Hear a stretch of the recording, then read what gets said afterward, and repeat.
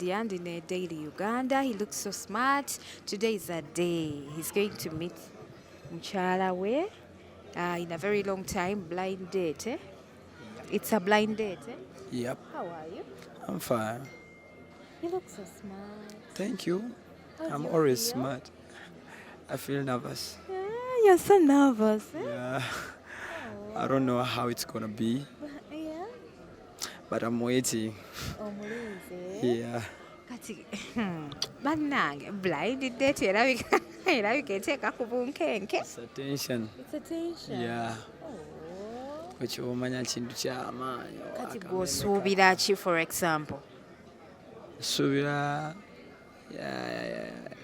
Hugs and kisses? No, sijja nakulimba nsuubira bingi so nabimalayo. Kati agenda kuva mu nsi ki bebe? Ava Chicago, Illinois, ava mu America. Oh wow. Yep. That's nice. Yeah. So kati ogenda mu America. Kati Ogenda kolanika. tugenda kulanika I think on Tuesday. Okay. Yeah. So tujja kujja kunika, right? Yeah. Anti oluva wano ne tugenda ku Pearl of Africa Hotel. Ne tufuna lunch ffe tugenda kuba tusigala ennaku zaffe entonotono awo. And then tujja ba tugenda ku Diadi ku Kitebe. Bannange naavu ggwe ng'ebanyumira. Enyuma nga mwinamu ne ku ssente. Okitegeera. Ever since you met this girl, the American girl, how does it feel having an American girl? Is she different from Ugandans? She is different, So extremely. How? Not much. Extremely Extremely different. different. Oh. Wow. In caring, attention on me, everything. Okikola otya wano e Kampala okubeera nti no bagawuzi bakusumbuwa ate ng'olinawo n'omuwala omulala gw'oyagala ennyo? Because I know. Remember, I'm a man. I can handle everything. Yeah, Nti obisobolosa okikuba. yeah. Wow. Sibirekera. Nga bw'olaba TikTok bwe nagibakwatira mu myezi 5 ne kino maaso olw'ekivuga. Oli musajja w'amaanyi nange nkutya. Jenna, don't overpull. Thank you. Ani akulondedde kano ka outfit? Kano ka outfit nga mumanyi nze ndi talented mu buli kimu. Fashion and designing, I'm a model. I know what I can do. I can afford everything. Yeah, that's why you see me, I'm smart. Banaye oli mu America kati n'oluzungu lukyuseemu ddeira. Yeah, I'm a fucking American now. Nange onanjagaza nange okwagala ku America. Hey, Omumerika awulikika atya ng'omwagala? oh, it's different. You know what it means to love a citizen of a super power country. You feel so proud, eh? Proud. Leero zze ne baani abakwerekeddeko apart from me? Let me start from there. There is a guy called Moses, the one you see there. He's a don. Yeah, he's a don. He got money. I'm here with my music producer. Okay. He's a don. I think you know him. Yeah. Yeah. I'm with a company, Bao Bouncers. Bano babawuza. Yeah. Bannange ekintu ng'okitadde ku level ya kulala. Nadi Caption, he's a vixen. Okay. Yeah. There is my director. This is your director. Yeah, smart. Inferior. And he's my driver. Oh, that's Yeah. nice. Ekintu daily okitadde ku level ndala brand yeegezze nno. Nagikolerera. I deserve it. Naye kati bano abakuumi ate bo baaki? Abakuumi munaye ennaku zino abampalana nabo tebagusuulidde mutendo. Bampalanya maanyi osanga bayinza n'okunkuba kati nenotambula nabo. Okitegeera. Yeah. Kwegamba ebintu obiteekeddemu brand ogitaddemu ssente. Already era ngisaanira. Ngisaanira I'm worthy of it. Yeah. I feel so proud of you. Not only you, because mbadde nyingira ali gate nensanga afande wa traffic. Nankubira akajjamu nangamba daily angambye nze Abdurrahman era nkufulongerwako buli musiramu ate nenziramu nensanga omulala nga tuyingira airport.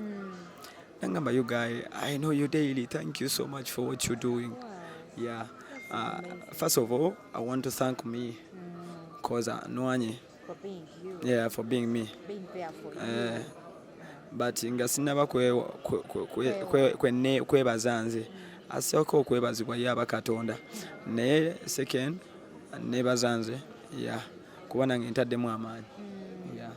And then ba followers boto bebaziza abo si bafolowa bange abo baluganda lwange baluganda lwange kuba bambeereddewo ani yakulondedde kino ekimuli wakyerondedde? Nakyerondedde lwakuba munaaye obuzibu kituuseeko akasana kafuuse akaki akasana right now wemba ndaba nti ennyonyi yaffe nti ekyuse.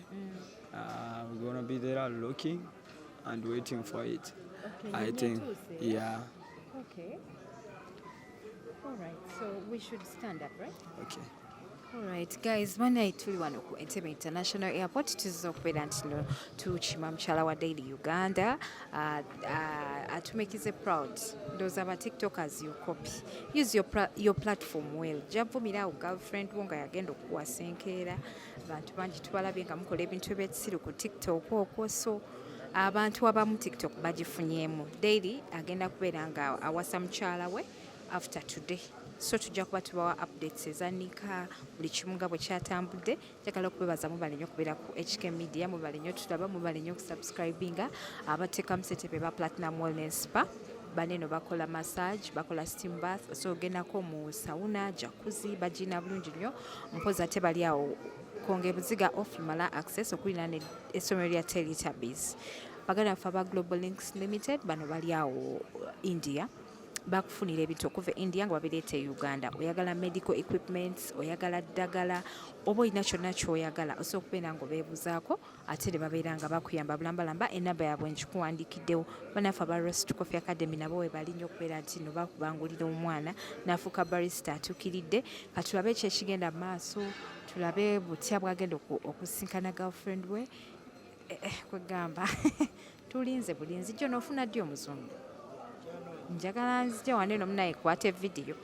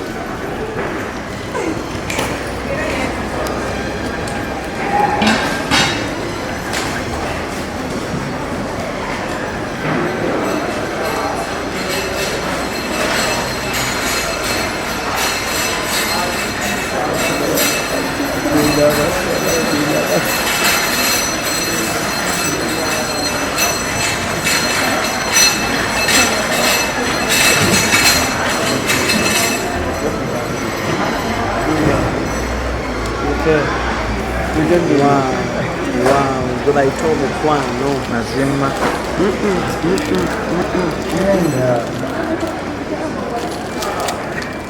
Wow. Welcome to Uganda. Thank you. Wow. Thank you. Oh my gosh, my hair's completely. Oh my God. Thank you so much.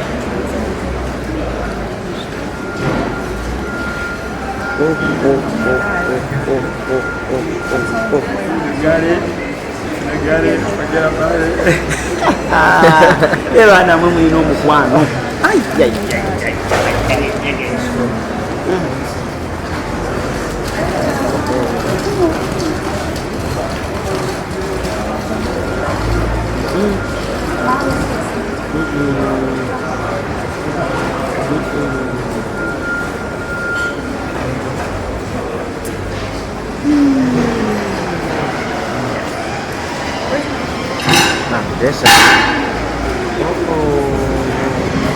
Mangu awo suitcase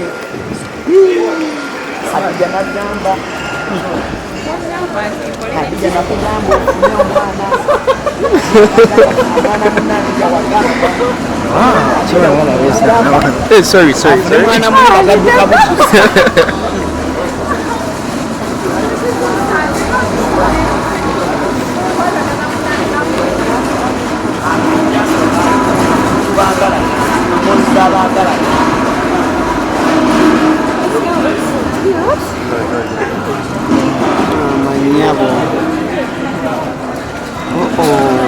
Yeah.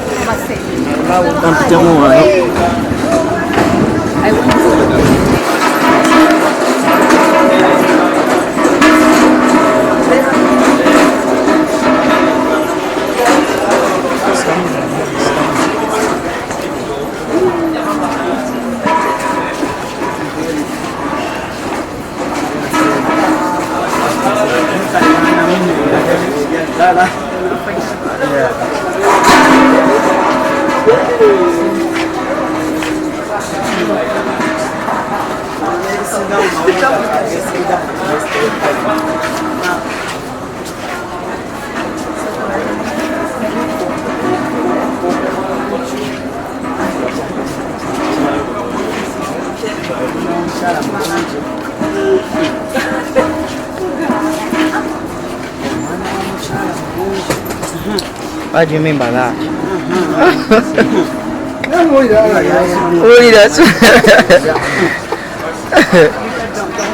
What do you mean by that?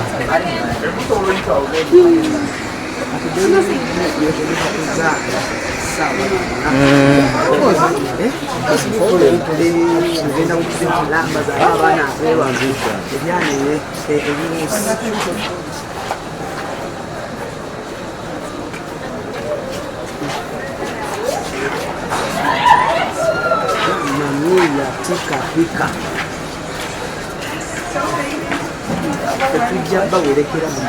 Mazima.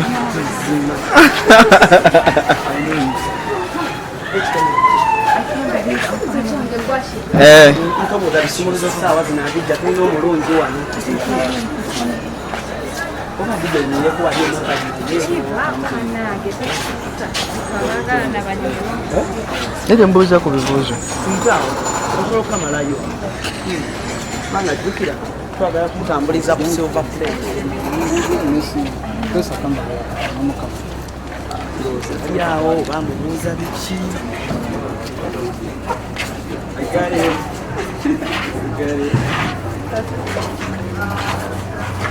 I guess the heels myself.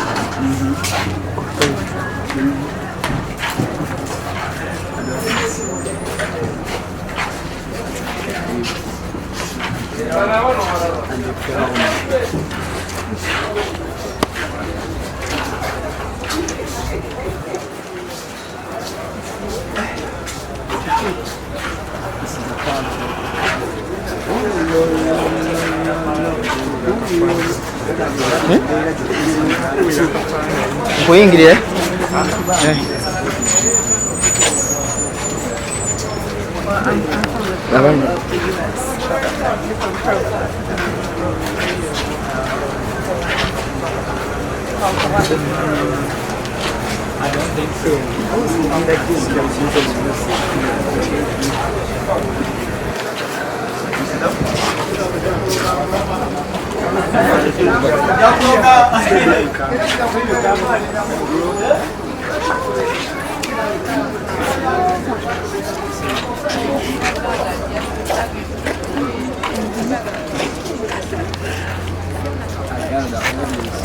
Kwakirire mabega.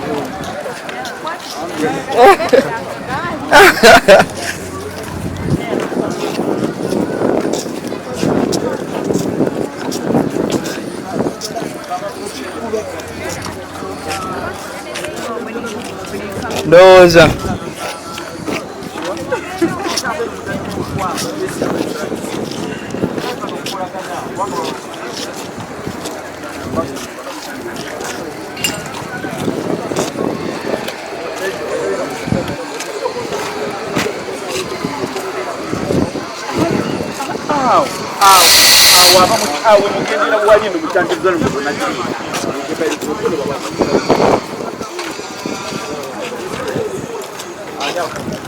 ogenda ne Leero.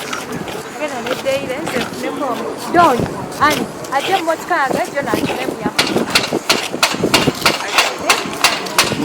to Mbakwata olubuuzi mubuuze ne ku bibuuzi ya kituufu ekyo.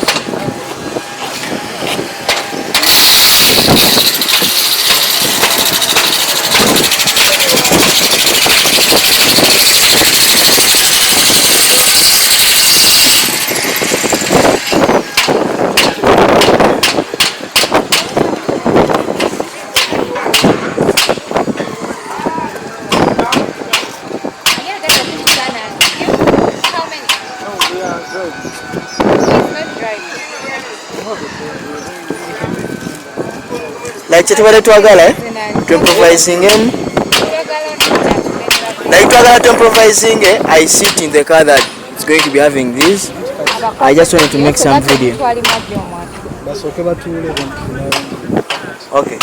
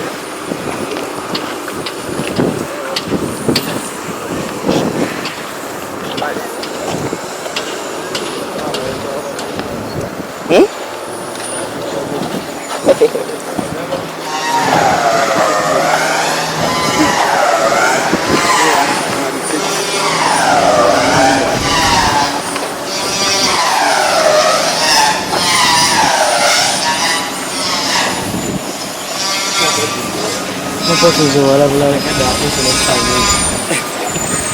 So they mean that.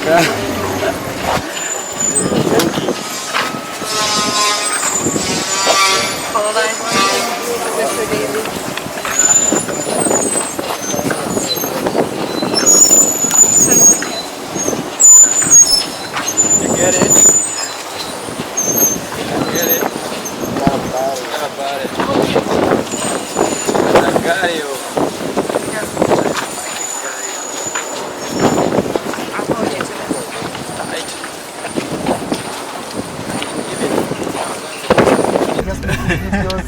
I'm just trying to build my future, but I spoiled my image. So, from today and the rest of the days you'll be here, even when you go back, you'll see a lot of activity. Some are positive, some are negative, but stick on what we are chasing, because that's our character here, down here at home, especially the youth. Yeah. Now there's a youth about the pressure.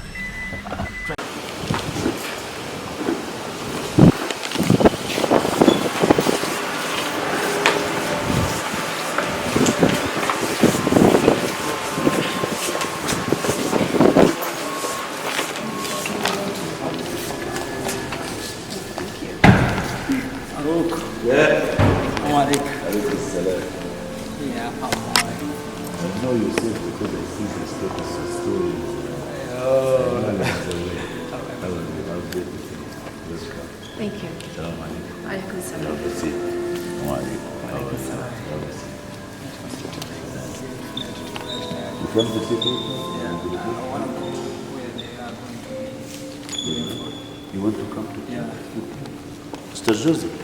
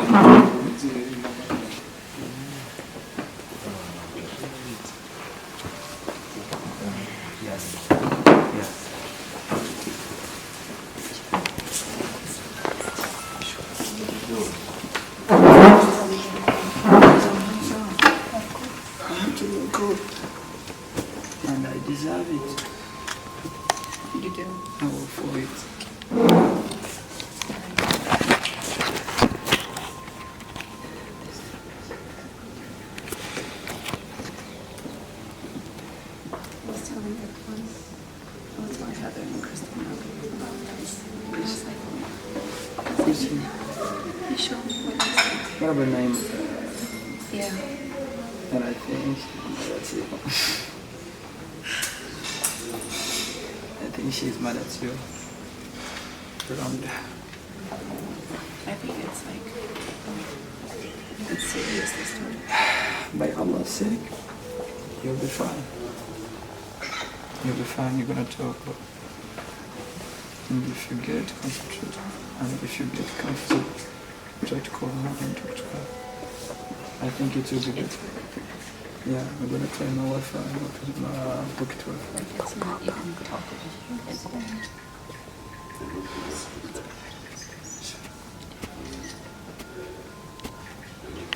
That's what's happening.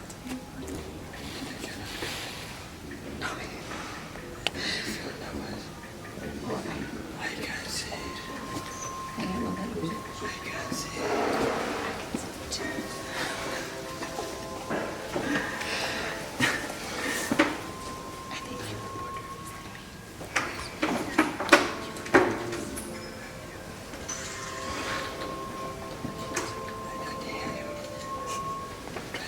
I've always wanted to come here. Have you ever come to Africa? No, I haven't, but I've always wanted to come, and ever since, you know, I've always had like friends that are from Africa, so it's always a place I wanted to visit. Okay. So this is Uganda. This is Entebbe. where we are right now, it's called Entebbe. Can you say Entebbe? Entebbe. Yeah, Entebbe Airport. Entebbe Airport. Yeah. So, tetujja mwogeza nnyo bingi naye nga gwe kyobumanya omukwano guli in the sky. Extremely. Enje? Extremely. Woo. Daily. How is life, man, bro?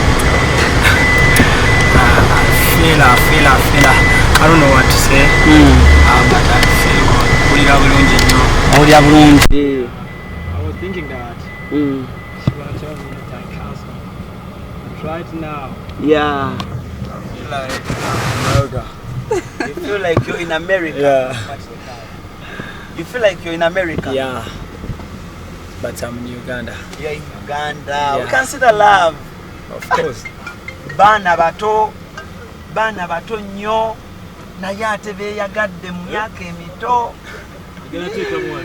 Ne baana mmwe. Daily. So, Gwali ku nkata baaba. kama ntiremu. Twabalabanga mu ki? Twabateekanga ku DP mu masomero. Okay. Nga tubateeka ku masimu mu mapeesa. Kati fe abalina. Tebali ku DP, tetuba downloadinze. Tubaleese. Tulabye awo nga mugiraagira. Tetubalinyidde ennyonyi. Kagambo ki basoose okugamba awo? Kagambo ki basoose okugamba awo nga yakalandinga awo omuwedde haaga? Ambo ke baŋŋambye. Ako kange ne mukyala wange. Agambye atya? Kange.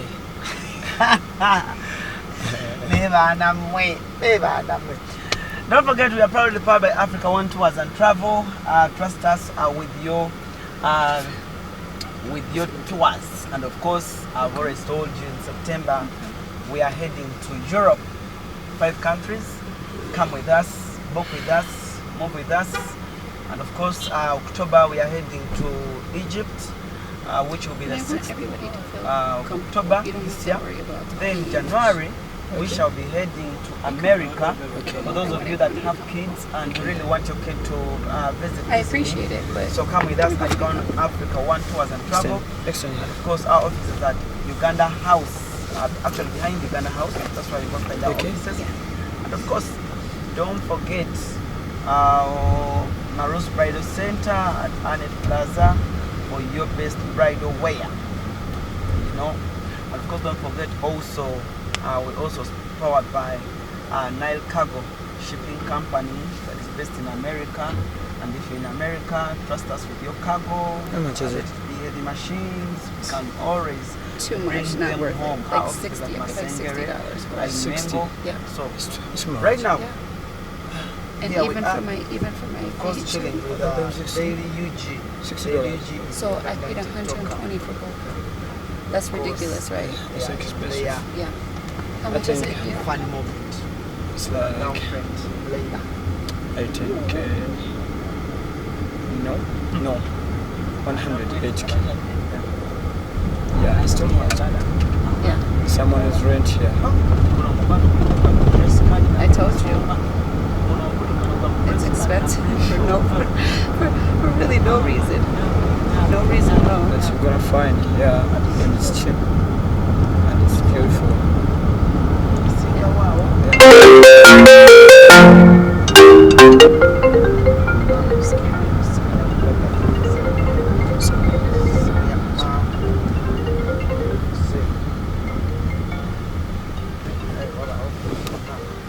This is my sister, some of them. Go ahead. No, they won't ask me that you arrived. Hello. Alaikum salam wa rahmatullah. Good day.